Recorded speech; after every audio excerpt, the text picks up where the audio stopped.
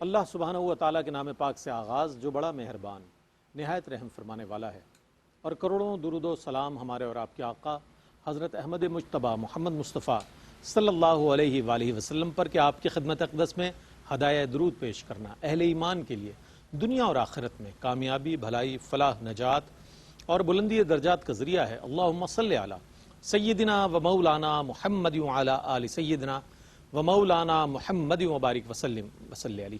ناظرین محترم، السلام علیکم ورحمۃ اللہ وبرکاتہ۔ میں ہوں آپ کا میزبان محمد رئیس احمد۔ پیش کیا جا رہا ہے پروگرام روشنی سب کے لیے، اور آج جو موضوع ہے بہت خوبصورت موضوع ہے۔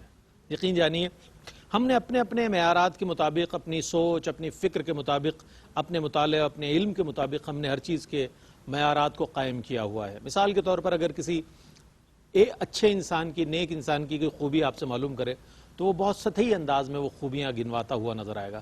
اسی طرح کسی برے آدمی کی، برے بندے کی اگر کوئی ایسی چیزیں معلوم کرنا چاہے تو وہ بھی بہت سطحی طور پر بتائے گا۔ لیکن ایک معیار قائم کرتا ہے قرآن، یعنی کہ اللہ کے نیک بندوں کی جو صفات ہیں وہ قرآن سے جب ہم دیکھتے ہیں تو کوئی ایک صفت نہیں، میں سمجھتا ہوں کئی صفات نظر آتی ہیں۔ اور اگر آپ ابتدائی سے لے لیں، سورہ بقرہ سے ہی لے لیں، تو صفات بیان فرمانے کے بعد اولئک ھم المفلحون فرمایا گیا کہ یہ فلاح پانے والے ہیں۔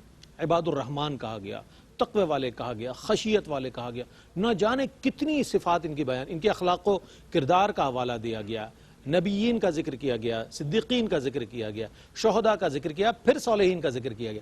یعنی کہ یہ وہ لوگ ہیں کہ جن کو کیٹیگرائز کر کے بھی بیان کیا گیا کہ یہ وہ لوگ ہیں کہ جنہیں اللہ نے ان کے اعمال پر، ان کی ان تمام صفات پر ثمرات عطا فرمائے ہیں اور وہ انعامات عطا فرمائے ہیں انہیں۔ اسی طرح جو نیک بندے نہیں ہیں، جو حکم عدولی کرتے ہیں، اللہ کی نافرمانی کرتے ہیں، ان کے لیے وعیدات اور عذاب کا بھی اسی طرح ذکر آیا۔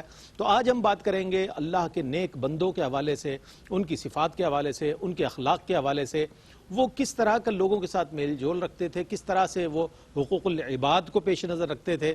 بہت ساری چیزیں ہیں جسے ہمیں پیش نظر رکھنا چاہیے، اور اس کے مطابق جو قرآن نے بتایا ہے، جو سرکار علیہ السلام نے چیزیں بتائی ہیں نیک بندوں کی صفات، اس کے حوالے سے اگر ہم اپنے آپ کا جائزہ لیں گے اگر اور محاسبہ کرنے کی کوشش کریں گے تو یقین جانیے کہ آج کا پروگرام اور آنے والے پروگرامز جو ہیں وہ ہماری اصلاح کے لیے انتہائی معاون ثابت ہوں گے۔ تو اسی نیت کے ساتھ اس پروگرام کو پیش کیا جا رہا ہے، اور الحمدللہ ہمیں بہت اچھا پینل میسر ہے۔ اللہ کا فضل ہے یہ کہ دنیا میں جن اسکالرز کی آواز کو پسند کیا جاتا ہے، جن کے الفاظ سنے جاتے ہیں، جملے پسند کیے جاتے ہیں، ان کے مطالعے کی روشنی میں بہت کچھ سیکھنے کو ملتا ہے۔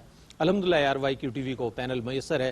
میری مراد علامہ مفتی محمد اسماعیل حسین نورانی صاحب سے۔ السلام علیکم ورحمۃ اللہ وبرکاتہ۔ وعلیکم السلام ورحمۃ اللہ۔ اور آپ کے ساتھ تشریف فرمائے ممتاز و معروف ریلیجیس اسکالر، ماشاءاللہ ایک ایسی شخصیت کی جو بڑی باغ و بہار شخصیت ہے، بہت وقی مطالعہ رکھتے ہیں، اور ماشاءاللہ جب وقت عنایت فرماتے ہیں تو بہت عمدہ گفتگو فرماتے ہیں۔ میری مراد پروفیسر ڈاکٹر محمد احمد قادری صاحب سے۔ السلام علیکم ورحمۃ اللہ وعلیکم السلام ورحمۃ اللہ تعالیٰ وبرکاتہ۔ اچھا صاحب، آپ سے آغاز کرتے ہیں۔ نیک بندوں کی صفات کا میں نے سرنامہ کلام میں ذکر کیا، تو قرآن نے جو اوصاف بیان کیے میں چاہتا ہوں اس پر کچھ کلام فرمائیے۔ بسم اللہ الرحمن الرحیم۔ اللہم صلی علی سیدنا مولانا محمد وبارک وسلم۔ یقیناً بہت عمدہ عنوان ہے یہ، نیک بندوں کی صفات جاننا آج کی بہت بڑی ضرورت بھی ہے، کیونکہ اس دور میں سب سے زیادہ ضرورت ہی اس بات کی ہے کہ ہم اس بات کو پہچانیں کہ ہمارا تاریخ میں نیک بندے کون کون ہیں اور ان کے کیا واقعات ہیں، کیا ان کے کردار اور صفات ہیں قرآن مجید میں، احادیث میں، تاکہ ہم بھی اپنے آپ کو اس کے مطابق بنانے کی، سنوارنے کی کوشش کر سکیں۔ بہت وسیع میں سمجھتا ہوں یہ سوال ہے کہ قرآن مجید میں کیا کیا صفات ان کے بیان کی گئی ہیں، وسعت اس میں بہت زیادہ ہے، آیتیں تسلسل کے ساتھ قرآن میں موجود ہیں۔ لہٰذا اختصار کے ساتھ اگر میں اس بات کو اس انداز سے شروع کروں کہ جو خطبۃ القرآن ہے، قرآن کا جس کو ہم خطبہ کہتے ہیں، پہلا ورق کے سورہ فاتحہ جب نظر آتی ہے تو آپ دیکھیے کہ اللہ رب العالمین وہیں سے آغاز فرماتا ہے، صالحین صراط الذین انعمت، جن پر اللہ نے انعام فرمایا ان کے راستے پر۔ تو اس کا مطلب پہلی صفت ہمیں یہ پتہ چل رہی ہے کہ جو اللہ کے نیک بندے ہیں، پہلی بات تو ہے کہ وہ ہیں انعمت علیہم، جن پر اللہ نے انعام فرمایا۔ لہذا نیک بندوں کا تعین کرنا خود اللہ نے سکھا دیا کہ جس پر اللہ کا انعام و اکرام ہو، اور انعام و اکرام میں سب سے پہلے تو ایمان ہو، ایمان اور عقیدہ درست ہو، یہ انعام میں سب سے پہلی بنیاد ہے۔ اگر یہ تمام باتیں ہی بنیادیں ٹھیک نہ ہوں گی تو پھر نیک بندے کا ہی تعین نہیں ہو پائے گا. نہیں ہو پائے تو آپ دیکھیں کہ اللہ نے قرآن میں آغاز میں اس کا تعین کر دیا. کیا بات ہے مفتی صاحب، انعمت علیہم. انعمت علیہم، پھر یہ تو تعین وہ کیا جن پر پھر- انعام کیا گیا. بالکل. پھر ان کی پہلی صفت صراط یا صراط مستقیم کہہ کر بیان فرما دی کہ پہلی صفت ان کی یہ ہے کہ یہ وہ ہیں جو سیدھے راستے پر ہوتے ہیں. ان کا سیدھے راستے پر ہونا یہ ان کی پہلی صفت ہے. بلکہ اس کو یوں اگر کہا جائے تو بالکل درست ہوگا کہ صراط الذین انعمت علیہم میں جو پہلی صفت ان کی بیان کر دی، پھر آگے آنے والی پورے قرآن میں جو صفات ہیں نا وہ اسی کی شرح ہے. ہو یعنی کہ اتنا جامع لفظ ہے یہ اجمال ہے. ہو بالکل ایک کنکلوژن ہے یہ. کنکلوژن ہے، بالکل کہ یہ سیدھے یعنی راستے خلاصہ پر. بیان کر دیا اللہ. اب سیدھا اب اس کی راستہ تفصیلات کے لیے، کیا ہے؟ جزیات کے لیے ہم آگے پڑھیں. بالکل سیدھا راستہ کیا ہے؟ سو اخلاق میں، کردار میں، تجارت میں، رہن سہن میں، کھانے پینے میں، لوگوں کے ساتھ. پھر آگے پورا قرآن شرح کر رہا ہے ان کی. کیا بات، سبحان اللہ. چنانچہ اگر اسی کے متصل اگلے صفحے پر آپ دیکھیں گے تو ہدی للمتقین، الف لام میم کے اندر ہی آپ کو نظر آ جائے گا. سیکنڈ پیج ہے یہ، ہدی للمتقین فرمایا متقین ہے یہ، ان کے لیے قرآن ہدایت ہے. یعنی ابھی صراط المستقیم فرمایا، ادھر متقین کہہ دیا ان کو. واہ پھر اسی کی شرح اس کے ساتھ ہے، الذین یؤمنون بالغیب، جو بن دیکھے ایمان لاتے ہیں، وَيُقِيمُونَ الصَّلَاةَ، نماز قائم کرتے ہیں، وَيُؤْتُونَ الزَّكَاةَ وَمِمَّا رَزَقْنَاهُمْ يُنْفِقُونَ، اور ہمارے دیے میں سے خرچ کرتے ہیں. انفاق. اور بھی آگے صفات ہے، اسی پر پھر اختتام ہوگا ہم المفلحون پر، کہ یہ کامیاب لوگ ہیں. تو یہ تو ابھی آغاز ہے. آپ کتنا دیکھیں کتنا مضبوط آغاز ہے اور کتنا جامع قرآن نے تصور دیا ہے ان صالحین کا. پھر قرآن مجید میں اس حوالے سے بہت سی آیتیں ملیں گی. خاص طور پر ایک آیت ایسی ہے کہ اس ایک آیت کے اندر اللہ نے تقریباً 10 صفتیں اولیاء کی بیان فرمائی، نیک بندوں کی. آیت نمبر 112 ہے، سورہ توبہ 11واں پارہ. فرمایا کہ التائبون العابدون السائحون الراکعون الساجدون الآمرون بالمعروف والناہون عن المنکر والحافظون لحدود اللہ وبشر المؤمنین. 9 صفات ہیں. توبہ کرنے والے، روزہ رکھنے والے، عبادت گزار، اور امر بالمعروف کرنے والے، برائی کا یعنی برائی سے منع کرنے والے، نیکی کا حکم دینے والے، حدود اللہ کی حدود کی حفاظت کرنے والے. یہ وہ صفات ہے جو اللہ نے گنائی. اب ظاہر ہے ان کی ایک ایک لفظ کی پھر تشریحات ہے، یا ان کی تائید میں پھر احادیث بھی ہیں، پھر ان کی زندگی کے واقعات بھی ہیں. کیا بات. ایک اور آیت اسی کے ساتھ اگر ہم ایڈ کر لیں کہ جو 21ویں پارے میں ہے، سورۃ السجدہ کے اندر ہے، آیت نمبر 16 ہے. اللہ فرماتا ہے تتجافا جنوبہم عن المضاجع. یہ میرے نیک بندے وہ ہیں کہ جن کی کروٹیں بستروں سے الگ ہو جاتی ہیں. یعنی جب پوری دنیا سو رہی ہوتی ہے یہ اٹھ کر میرے بارگاہ میں سجدہ ریز ہو جاتے ہیں. ان کی راتیں آباد ہوتی ہیں عبادتوں سے، سجدہ ریزیوں سے. اور فرمائے کہ تتجافا جنوبہم عن المضاجع یدعون ربہم خوفا وطمعا. یہ اللہ کے خوف اور امید کے ساتھ رہتے ہیں. یہ ایمان کی کیفیت ہے، ایک طرف خوف بھی ہو، ایک طرف امید بھی ہو. ان کا ایمان خوف و امید کے درمیان ہے. اور پھر وہی بات ہے کہ انفاق کرتے ہیں. تو آپ یہ دیکھیں کہ کتنا خوبصورت پیرایا ہے قرآن مجید کا، کہ پھر اللہ نے پھر ایک بس اس میں بات یہ کہ اللہ نے پھر انہی کی صفات بیان کر کے کہیں جیسے ان کو شروع میں انعمت علیہم کہا تو انہی کو پھر اولیاء بھی کہا. لہذا یہ جو اولیاء کا لفظ ہے یہ قرآن نے دیا ہے. یہ نہیں کہ اولیاء کرام کہہ رہے ہیں تو ہم نے اپنی طرف سے انہیں کو اصطلاح دی. یہ قرآن نے ان کو یاد کیا اس لقب کے ساتھ. یہ دوستی ان کی اللہ سے ہو گئی ہے، اسی لیے خلق خدا ان کے قدموں میں ہوتی ہے، کیونکہ یہ دوستی اللہ سے کرتے ہیں.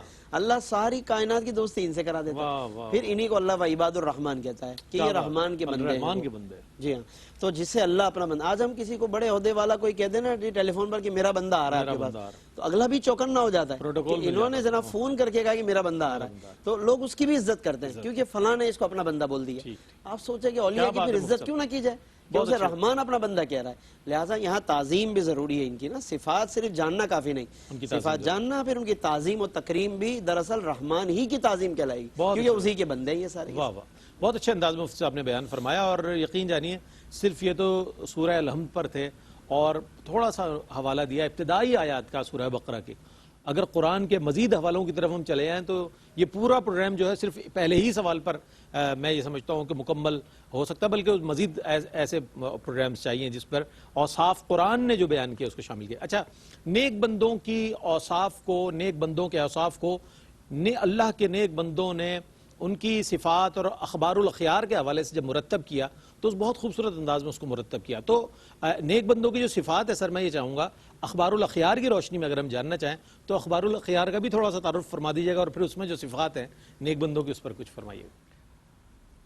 اعوذ باللہ من الشیطان الرجیم، بسم اللہ الرحمن الرحیم، ولا یصلی وسلم دائما ابدا علی حبیبک خیر الخلق کلہم، یا رب بالمصطفیٰ بلغ مقاصدنا واغفر لنا ما مضى یا واسع الکرم. بعد حمد و صلوات کے قبلہ بھائی مفتی اسماعیل نورانی صاحب نے، جی مجھے نام یاد ہے الحمدللہ، دل میں ہے یہ، آپ بھی دل میں، یہ بھی علامہ لیاقت صاحبی اور ہمارے مفتی سہیل رضا امجدی، یہ سارے چمکتے ستارے ہیں بھائی، یہ کیسے بھول جائیں گے ہمیں، کیسے بھول جائیں گے ہمیں۔ جیسے فرمایا ہمارے بھائی اسماعیل نورانی صاحب نے، بالکل صحیح، قرآن کریم کی اگر تعلیمات اور قرآن کریم کا محور دیکھیں اور قرآن کریم کی مخاطبت دیکھیں تو مخاطبت تو انسانوں سے ہے، بے شک، اور محبت سرکار سے محبت کرنے والوں سے ہے، واہ واہ واہ، اور بشارتیں ان کے لیے جو قدم مصطفیٰ کو چومتے ہوئے چلے جا رہے ہیں، کیا بات ہے سر، سبحان اللہ، اور نذیر اور نذائر ان کے لیے ہیں جو کچھ چاہتے ہیں دیکھنا، اور رضا، خدا کی رضا چاہتے ہیں دو عالم، خدا چاہتا ہے رضائے محمد، تو رضی اللہ عنہم ورضوان، دیکھ لو یہ ہے۔ اللہ اللہ، ہم نے پوری سیریز کی ہے صحابہ اکرام رضوان اللہ تعالی علیہم اجمعین پہ، ماشاءاللہ گزشتہ 2 سیریز تو بالکل۔ قبلہ مفتی صاحب کی جو گفتگو ہے وہ سارا کا سارا پورے قرآن کریم کا جو مخاطبت عامہ ہے وہ انسان ہے، بے شک، لیکن اس محبت خاصہ کا جو تعلق ہے جس کو کسی بھی اعتبار سے کوئی شخص نظر انداز نہیں کر سکتا، اگر وہ آنکھ کا اندھا اور دل کا اندھا ہو تو تب تو انکار کرے گا کہ خدا کے دوست نہیں ہوتے اولیاء، اور دعویٰ یہ نہیں کرتے رب کہہ رہا ہے کہ یہ ہمارے دوست ہے، اب انکار کر دو، نص قطعی ہے، اور لفظ بھی الا ان اولیاء اللہ لا خوف علیہم ولا هم یحزنون کہہ کر بتلا دیا کہ ہم اس نام سے پکارتے ہیں، تمہیں انہیں اسی نام سے پکارنا ہے۔ اور اگر ان کی شان دیکھنی ہے، اخبار اللہ خیار کی بات کر رہے ہیں نا، تو حضرت شیخ عبدالحق محدث دہلوی ہوں، شاہ ولی اللہ محدث دہلوی ہوں، یا ان بزرگوں سے اوپر سرکار سیدنا غوث پاک ہو، اور پھر ان سب سے محبت کرنے والوں میں تاجدار مدینہ صلی اللہ علیہ وسلم کی ذات گرامی ہو، اور خلفائے راشدین ہوں، ان سب کو یکجا کر لیجئے، ان سب میں اللہ تبارک و تعالیٰ کے انوار و تجلیات کے وہ روشنیاں، وہ چمکتے ستارے ان کے چہروں پر ہیں کہ جو حضور فرماتے ہیں کہ یہ میرے وہ محبوبین ہیں کہ جو ان کو دیکھ لے ان کے قلوب میں سکون آ جاتا ہے، میرے وہ محبوبین ہیں جنہیں دیکھ لے اور ان کو دیکھ کر سکون۔ سر اگر آپ اجازت دیں ایک وقفہ لے لیتے ہیں، اس کے بعد انشاءاللہ آپ جواب مکمل کیجئے گا۔ بہت خوبصورت آپ نے بنیاد فراہم کی اپنے جواب کی، اور اس سے ایک اٹریکشن پیدا ہو گئی ہے اس موضوع کی مزید کہ کیا کیا صفات اللہ نے دی اور کیسے کیسے نیک بندوں کے اور اہل اللہ کے ناموں کا ذکر فرمایا آپ نے۔ ایک وقفہ ہے، وقفے کے بعد لوٹتے ہیں، مجھے امید ہے آپ کا اور ہمارے ساتھ رہے گا۔ اللہ تعالیٰ کے نیک بندوں کی صفات پر بات ہو رہی ہے، وقفے پر جانے کے بعد بھی ہمیں بہت اچھی باتیں سننے کو ملتی ہیں سر سے جب تشریف لاتے ہیں، تو میں چاہتا ہوں کہ اپنے جواب کو مکمل فرمائیں جس نہج پر آپ نے جواب کا آغاز کیا تھا، میں چاہتا ہوں اسے۔ اللہ کے ولیوں کی بات کر رہا تھا تو علامہ حقانی صاحب رحمۃ اللہ تعالیٰ علیہ یہ بھی اولیاء کاملین میں تھے، علامہ آپ کے استاد صاحب میرے استاد، مفتی صاحب کے بھی، علامہ لیاقت صاحب اور مفتی صاحب، اور اس کے علاوہ کئی ایسے ہزار سینکڑوں، ہم تو کسی گنتی کے نہیں ہیں، میں تو کسی گنتی کا نہیں، میں نہیں کہہ رہا، میں مفتی صاحب نہیں، لیکن یہ وہ لوگ ہیں کہ جن کے فیوز و برکات رہیں گے نسلوں نسلوں میں، تو ظاہر کا فیض نہیں بلکہ باطن کا فیض بھی ہے، اور باطن کے فیض کے لیے یہ رضا، یہ احمد نوری کا فیض ہے، سمجھنے کی ضرورت ہے۔ اب اگر نور کو نار سے جانچو گے تو نہیں ملے گا، بھائی واہ، یہ آنکھ ظاہر میں نار ہے کیونکہ یہ خطا ہے، واہ واہ، اور جب اس میں نور آ جائے اس کے مصطفیٰ کا تو پھر نور سے نور جچتا ہے، واہ واہ، اور اس کا طریقہ کار ہے، اور یہ اس وقت ہوتا ہے جب کسی مرشد کامل کے ہاتھ میں ہاتھ ہو، کیا بات، اور پھر نظر قلب پر ہو، اور پھر ذکر کی وہ کیفیت ہو کہ جس میں حضرت شیخ عبدالحق محدث دہلوی رحمۃ اللہ علیہ فرماتے ہیں کہ ذکر کو ایک بار اگر قلب میں محسوس کر لیا جائے اور ذکر کی کیفیات میں کوئی فرد اپنے آپ کو مدینہ منورہ سے منسلک کر لے تو پھر کوئی سبب نہیں کہ پوری زندگی کبھی بھی وہ مدینہ سے باہر آ سکے۔ اللہ، تو یہ عشاق کی بات ہے۔ اب کوئی پوچھے کیسے مدینے سے باہر، کیوں؟ تو عاشقوں کے ہاں، میری بات میں اپنے بہن بھائیوں سے کر رہا ہوں، میں نے اب یہ بالکل اس طرف ایک منٹ کے لیے آف کیمرہ جا کر میں یہ سمجھتا ہوں کہ اب اصل آپ کی طرف بات کروں کہ یہ جو بزرگان دین تھے، حضرت علامہ شیخ عبدالحق محدث دہلوی رحمۃ اللہ تعالیٰ علیہ، لوگ تو یہ کہتے ہیں کہ صرف امام بخاری حضور کی طرف چہرے انور اپنا چہرہ کر کے حضور کی بارگاہ میں عرض کرتے تھے کہ حضور فرمائیے کہ کیا یہ حدیث صحیح ہے یا غلط ہے۔ یہ بھی ولی کی شان ہے کہ حضور کی غلامی میں اس درجہ ہوتا ہے کہ وہ حضور سے تعلق اس کا قائم ہوتا ہے، پھر یہ نہیں ہوتا نعوذ باللہ من ذالک کہ حضور جو ہے وہ قبر میں حیات ہیں یا نہیں ہے یا کیسے، وہ ہمارا تو کہنا یہ کہ جب شہید حیات ہے تو پھر حضور تو بہت اوپر ہے، سرکار کا تو پھر کہ دیکھنا اور ان کی گواہی اور ان کا کہنا، ان کا خوش ہونا، تو ہر حدیث کو اگر تصدیق کے ساتھ بخاری کو لکھوایا جا سکتا ہے تو حضرت شیخ عبدالحق محدث دہلوی کی اخبار الاخیار کیوں نہیں لکھوائی جا سکتی؟ کیا بات ہے، کیا بات. پھر دوسرا یہ جو بزرگوں کا تذکرہ ہے، جی جی. ان بزرگوں کے تذکروں میں آج چلیے آج سن 2020 کے اندر بات کیجئے آپ تو ماضی کی بات چھوڑیے. کتنے یہ رشیا میں جو اسلام پھیلا تھا، تو جو جانتے ہیں تاریخ جنہوں نے پڑھی ہے USSR کے اندر، اس کے تاریخی حوالے یہ ہے کہ جو سب سے پہلا کیمرہ رشیا نے ایجاد کیا تھا ورلڈ کے اندر ویڈیو، اور جب یہاں اس میں بغداد میں جو شہداء کی جو مزارات تھے، قبور تھیں، جب انہیں کھولا گیا ہے اور اس میں جس طرح سے وہ اسٹریچر آیا ہے اور اس میں جس طرح سے وہ اجساد شہداء کے اوپر آئے ہیں، باقاعدہ خود اس طرح سے حرکت ہوئی ہے ان کے اندر، اور دیکھنے والے دیکھا تو اس کے بعد رشیا کے لوگوں نے کہا اس کے بعد اور کیا دیکھنا ہے، اس کے بعد کیا دیکھنا ہے کہ اس قبر کی جو تاریخ ہے اس کے بعد کلمہ طیبہ پڑھا لوگوں نے.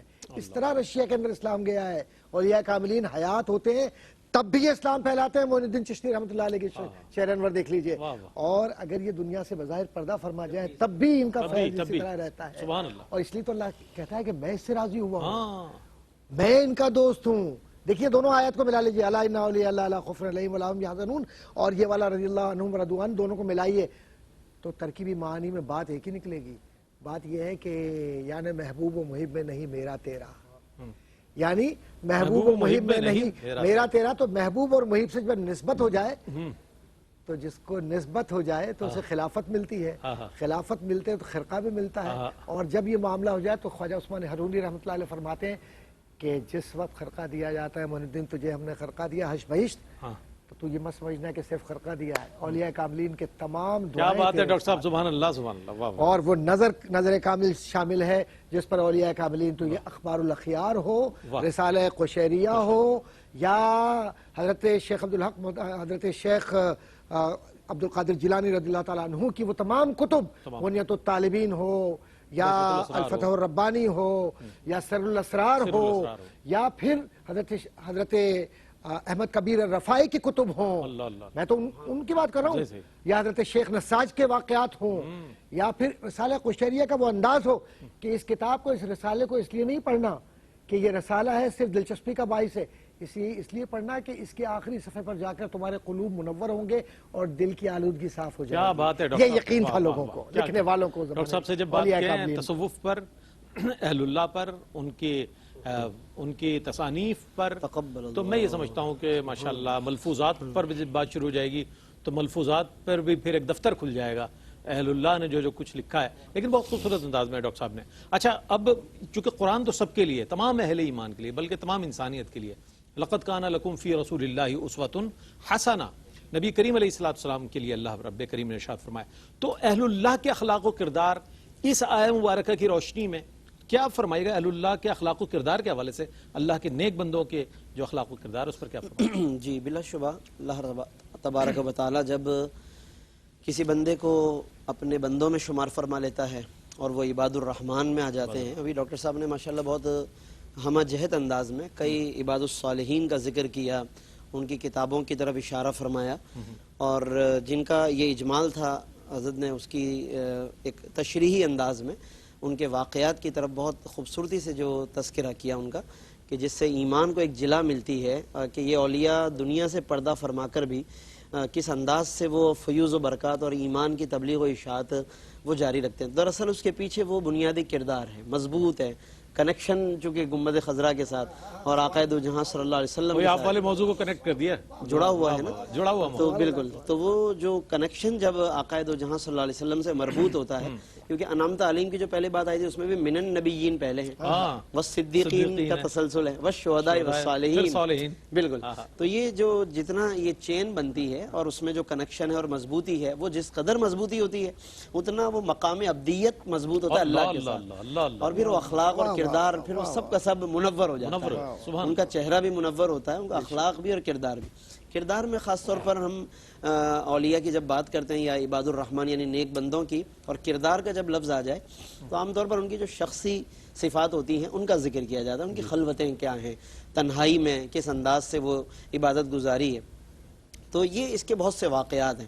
کہ کس طرح وہ کثرت سیام ہے ان کے، روزے بہت کثرت سے رکھتے ہیں، اللہ کے نیک بندوں کی ایک پہچان ہے یہ، کیونکہ وجہ یہ ہے کہ روزوں سے ایک روحانی بالیدگی حاصل ہوتی ہے۔ پھر اس کے علاوہ کثرت سیام کے علاوہ نماز کی بہت سجدوں کی کثرت، ایک تو وہ فرائض ہیں، فرائض کے علاوہ فرمان کہ میرا بندہ سب سے زیادہ جو میرا قرب حاصل کرتا ہے وہ تو فرائض ہیں، پھر فرائض کے بعد سب سے زیادہ بندہ میرا قرب حاصل کرتا ہے فرمایا نوافل کے ذریعے کرتا ہے، اسی لیے پھر یہ اہل اللہ ان رازوں کو جان لیتے ہیں اور انہیں پھر پکڑ کے رکھتے ہیں پوری زندگی، اس سے پیچھے نہیں ہٹتے۔ ہمارے دور میں تو نئے نئے لوگ راز متعارف کرواتے ہیں نا قرب الہی کے، اور ان تمام بنیادی باتوں سے ہٹ کر لوگوں کو نئی نئی راہیں دکھاتے ہیں۔ اللہ والے ان بنیادوں سے کبھی نہیں ہٹتے، جیسے ابھی بات آئی نا کہ گنبد خضرا سے کنیکشن ہو اور یہ اطاعت گزاری ہو، تو اس سے کبھی نہیں ہٹیں گے اللہ کے نیک بندے۔ باقی لوگ جو مرضی اپنی طرف سے نئے نئے تعارف کراتے رہیں، اس لیے یہ موضوع اس لیے بھی ضروری ہے کہ اصل اولیاء کے چہرے بتائے جائیں، تاکہ جو لوگ آج کے نئے کچھ واقعات سن کر بدزن ہو جاتے ہیں اصل صوفیاء کرام سے، ان اصل اہل اللہ سے، تو یہ بھی ایک جو کنفیوژن نوجوانوں میں آتی ہے اور وہ بدزن ہو جاتے ہیں، وہ غلط فہمیاں بھی دور ہونی چاہیے۔ جو حرکات و سکنات نظر آتی ہے سوشل میڈیا پر، اس سے لوگ متنفر بالکل، سوشل میڈیا کا بہت آپ نے اچھا صحیح حوالہ دیا، یہ اس پر ایسی ایسی ویڈیوز اپلوڈ کی جاتی ہیں، اس میں ایک عجیب و غریب بس حرکتیں دکھائی جاتی ہیں، پھر وہ سمجھتے ہیں کہ جناب یہ پہلے لوگ بھی ایسے ہی تھے۔ یہ ہے بہت بڑی غلط فہمی کہ نوجوان اس سے پھر یہی کچھ سیکھ رہے ہوتے ہیں۔ لہٰذا میں اس بات کو بالکل اچھی طرح یہ واضح کرتا چلوں، اور ہمارا پورا پروگرام ہی اسی بات کی وضاحت ہے کہ اہل اللہ وہ ہیں کہ جنہیں قرآن نے جن کا تعارف کرایا۔ یہ جو آج کا ویڈیو کا زمانہ جو کچھ دکھا رہا ہے، اس کی طرف نہ جاؤ اور نہ ان کی آڑ میں ان سے بدگمان ہو جاؤ، بلکہ ان کا وہ تعارف ہے جو قرآن پیش کر رہا ہے۔ اب وہ کردار کی میں بات عرض کر رہا تھا کہ ان کی وہ شخصی صفات ہیں کہ جس میں قرآن کی وہ کثرت تلاوت ہے۔ حضرت ثابت البنانی رحمۃ اللہ علیہ، تابعین میں ایک بڑا نام ہے ان کا، راویان حدیث میں یہ کئی حدیثوں کے راوی ہیں، اور بڑے عبادت گزار، قائم اللیل صائم النہار، یعنی دن میں روزہ رکھنے والے، رات میں تہجد گزار، اور قرآن کی کثرت سے تلاوت کرنے والے۔ جب ان کا انتقال ہوا تو انہی کے جو شرکائے جنازہ میں سے ہیں اور ان کے کچھ اپنے قریبی مصاحبین میں سے، انہی میں سے ایک کا بیان ہے، اور اس واقعے کو ابن کثیر نے اور کئی اجلہ علماء نے ذکر کیا۔ فرماتے ہیں حضرت ثابت البنانی رحمۃ اللہ علیہ اتنے جلیل القدر بزرگ اور تابعی اور اتنے نیک آدمی کہ جب ان کی تدفین عمل میں آئی تو جو قبر کو بند کرنے کے لیے جب سلیب رکھ رہے تھے تو کہتے ہیں کہ ایک سلیب زمین کی کسی نرمی کی وجہ سے ایک اندر کی طرف گرنے لگا، تو ان کے مصاحبین میں سے ایک فرماتا ہے کہ میں ہی اندر اترا اور وہ سلیب تاکہ نکالوں اور دوبارہ، تو کہہ رہے ہیں ابھی تو ہم نے ان کو دفنایا یا رکھا ہی ہے، اور ابھی میں جب اترا ہوں تو دیکھا کہ کھڑے ہو کے نماز پڑھ رہے ہیں، قبر کے اندر کھڑے ہیں۔ کہتے ہیں یہ میں سمجھ گیا کہ سر من اسرار اللہ، یہ راز ہے۔ میں خاموش رہا، میں باہر آ گیا اور قبر کو بند کیا۔ گھر میں معلوم کیا کہ کیوں یہ راز کی کیا حقیقت ہے، تو ان کی بیٹی نے بتایا کہ میرے والد بزرگوار راتوں کو اٹھ اٹھ کر قرآن پڑھا کرتے تھے اور اللہ سے دعائیں کرتے تھے یہ سجدوں میں کہ اے اللہ، کیا دعا کرتے تھے؟ اللہ اگر تو نے قبر کے اندر کسی کے لیے بھی نماز مقدر کی ہے نا تو مجھے بھی حصہ دے دینا۔ یہ دعائیں ہیں ان کی، یعنی کیا اللہ تھے۔ تو یہ شخصی کردار ہے، بہت سے واقعات ہیں۔ اور ایک بات اخلاقیات کا آپ نے چونکہ ذکر کیا، اخلاق کے بھی بہت سے واقعات۔ حضرت میمون بن مہران ایک بہت بڑے تابعی ہیں، کیونکہ قرآن میں ایک آیت ہے صوفیہ اور اولیاء کے اخلاق پر کہ جناب الکاظمین الغیظ، غصے کو پی جاتے ہیں، والعافین عن الناس، معاف کر دیتے ہیں، درگزر کرتے ہیں۔ یہ آج کے دور میں خصوصاً ضروری ہے، کیونکہ آج کے دور میں تحمل نہیں ہے، برداشت نہیں ہے، معاف نہیں کرتے لوگ ایک دوسرے کو۔ تو حضرت میمون بن مہران کی ایک باندی تھی، کھانا لے کر آ رہی تھی، کنیز ان کی، اور وہ پیالہ گر گیا، تو انہیں باندی کو اندازہ ہوا کہ غصہ آئے گا، تو فوراً اس نے، اور انہوں نے اس آنکھ سے دیکھا بھی غصے سے، فوراً اس نے آیت پڑھی، اور کیا زمانے کی کنیزیں تھیں جو قرآن پڑھ رہی ہیں، ہے نا، اس کا مطلب ذوق تھا نا، ذوق تھا، ہر طرف ماحول ایک جیسا تھا۔ تو کہنے والکاظمین الغیظ، انہوں نے کہا کہ میں نے ایسا کر لیا، تو باندی نے کہا کہ حضور پھر اگلے پہ بھی عمل کیجئے نا، والعافین عن الناس، پھر معاف کیجئے۔ کہا چلو میں نے وہ بھی کیا، کہا پھر اس سے بھی آگے چلیے نا، اللہ کہتا ہے واللہ یحب المحسنین، کہ اللہ احسان کرنے والوں کو معاف کرتا ہے۔ کہا جاؤ میں نے تجھے آزاد کیا۔ یہ اخلاق ہے ان کا، یہ کردار ہے۔ تو ایسے مطلب یہ کہ بہت سے، حضرت رابعہ بصریہ زیادہ تر خاموش رہتی تھی۔ کسی نے کہا کہ آپ بات نہیں کرتی، اور بات بھی کرتی ہیں تو قرآن سے بات کرتی تھی، یعنی جملہ وہ والا لے لیتی کہ جواب بھی ہو جائے، قرآن کی تلاوت بھی ہو جائے۔ تو کسی نے پوچھا آپ ایسا، کہا کہ جب بات کرتی ہوں یا کوئی بھی کرے تو فرشتے فوراً لکھنا شروع کر دیتے ہیں۔ میں نہیں چاہتی کہ کلام الناس اور کلام الدنیا کروں، بولوں بھی تو کلام اللہ ہو، تاکہ فرشتے لکھیں تو مجھ پہ وبال نہ آئے۔ سبحان اللہ، سبحان یہ رابعہ بصری ہے۔ اللہ کے نیک بندے، نیک بندیوں کا ذکر آیا۔ تو تو کیا لوگ تھے، کیا کردار تھا، کیا اخلاق تھا. حیرت میں پڑ جاتی ہے عقل کہ ایسے لوگ بھی اس روئے زمین پر رہے ہیں کہ جنہوں نے اپنے لمحہ لمحہ اس طرح گزارا ہے کہ وہ انہیں اس بات کا یقین تھا، ایمان تھا کہ ہمارا ہر لفظ لکھا جا رہا ہے اور اس لفظ کا ہمیں جواب دینا ہے.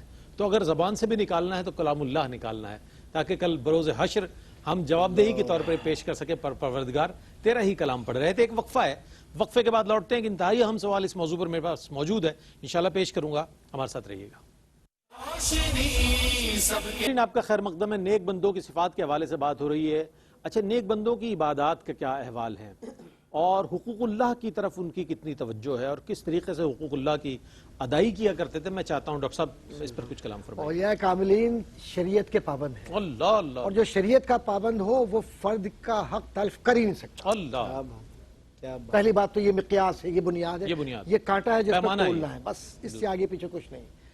اور جو شریعت کو نہ مانے وہ ولی ہی نہیں ہے، شیطان ہے. پھر وہ یہ بڑی یہ میرا بنیادی بات جملہ کہنی نہیں سر ہے، آپ نے. یہ میرا جملہ نہیں ہے. یہ اس عہد کے لیے بڑی بنیادی بات ایک بات عرض کروں، یہ جملہ میرا نہیں ہے، یہی مقیاس ہے. اور یہ جملہ بزرگوں کا ہے. اور میں سیدنا شیخ عبد القادر جیلانی رضی اللہ تعالیٰ عنہ کا جو تاریخی جملہ ہے وہ یہ ہے کہ جو توحید سے محبت نہ کرے، جو رسالت سے محبت نہ کرے اور جو شریعت پر نہ چلے، وہ ہمارے اس طائفہ کا حصہ نہیں ہے. اللہ. اس کی بیعت بھی ساقط، اس کا عمل بھی ساقط. اسی طرح سے ابو بکر المزینی رحمۃ اللہ تعالیٰ علیہ 200 ہجری میں ان کا انتقال ہوا بصرہ میں. ایک جملہ ان کا نقل کرتا ہوں کہ وہ فرد جو دوسرے فرد کا خیال نہ رکھ سکے، اور پہلا اہم ترین خیال رکھنے کا سلیقہ طریقہ یہ ہے کہ اس کا تعلق اللہ اور نبی سے قائم کروا دینا. واہ واہ واہ. اگر وہ یہ نہ کر سکے ہاں. تو سمجھ لینا کہ پھر وہ فرد نہ اللہ کا دوست ہے، نہ نبی کا دوست ہے، نہ وہ انسانوں کا دوست ہے. کیا بات. یہ اولیاء کاملین یہ جو بیٹھا کرتے تھے، یہ اس لیے نہیں بیٹھتے تھے کہ آ کر ہماری تعریفیں کرو. نہ نہ نہ. کسی ولی کامل نے آج تک یہ کہا ہی نہیں کہ میری تعریف کرو، مجھے پیر اعظم کہو، مجھے ولی اعظم کہو، نہ نہ. مجھے بہت بڑا گدی نشین کہو، یا مجھے بہت بڑا علامہ یا عالم کہو، یا مفتی اعظم کہو، یا مجھے بہت بڑا مومن کہو.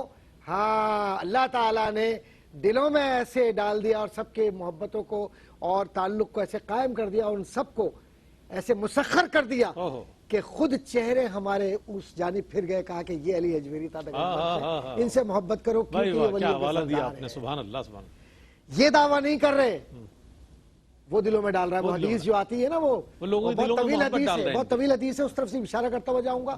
محبت اور نفرت کے فلسفے پر کسی نے پوچھا حضور سے، یا رسول صلی اللہ علیہ وسلم فرمائیے کیا ہے؟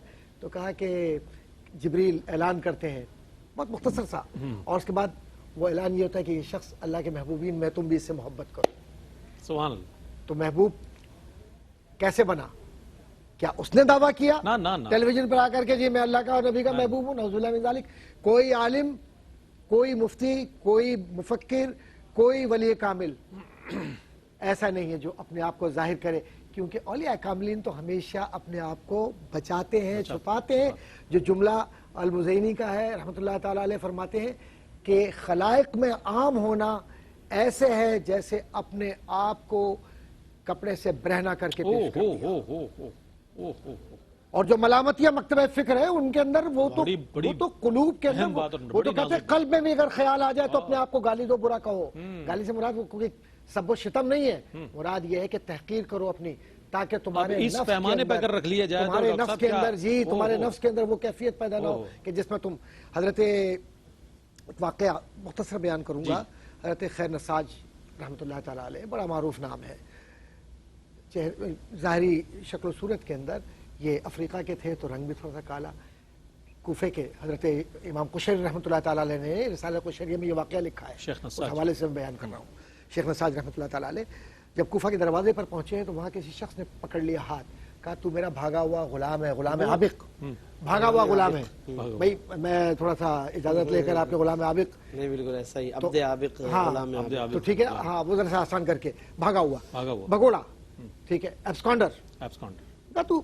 تو میرا غلام ہے اور تیرا نام خیر ہے، چل میرے ساتھ کام کر. انہوں نے گردن جھکا لی، چلے گئے. کام شروع ہو گیا، کام کر رہے ہیں. دیکھیے یہ ولی ہوتا ہے، اپنے وقت کا قطب ہے کوئی.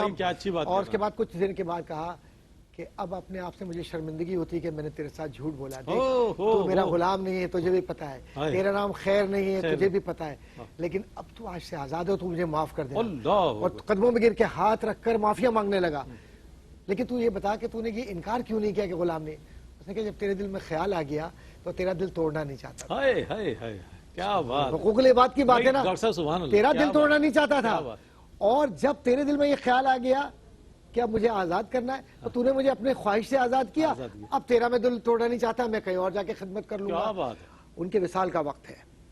حضرت شیخ نصاج رحمۃ اللہ تعالیٰ علیہ کا امام قشیر رحمۃ اللہ تعالیٰ علیہ نے یہ واقعہ نقل کیا اور فرماتے ہیں کہ جب وصال کا وقت ہوا تو صورتحال یہ ہوئی کہ آپ نے کونے کی طرف اشارہ کیا اچھا, اور کہا رک جاؤ رک جاؤ, چونکہ آپ نے عبادات کی بات کی اور مفتی صاحب نے بڑی جی, جی, خوبصورت جی. عبادت کہیں بھی نہیں. اور دیکھیے یہ اللہ کے دوست کہیں نماز نہیں چھوڑتے. ہمارے یہاں تو لوگ نماز چھوڑ دو کوئی بات نہیں, صبح پڑھ لیں گے, کل دیکھ لیں گے, پرسوں ہاں جاؤ معاف کر دی نماز, کوئی بات نہیں تمہاری. نعوذ باللہ من ذالک, نبی کریم صلی اللہ علیہ وسلم نے معاف نہیں فرمائی کسی کو نماز. شریعت نے جو شریعت کی طاقت کوئی نہیں کر سکتا.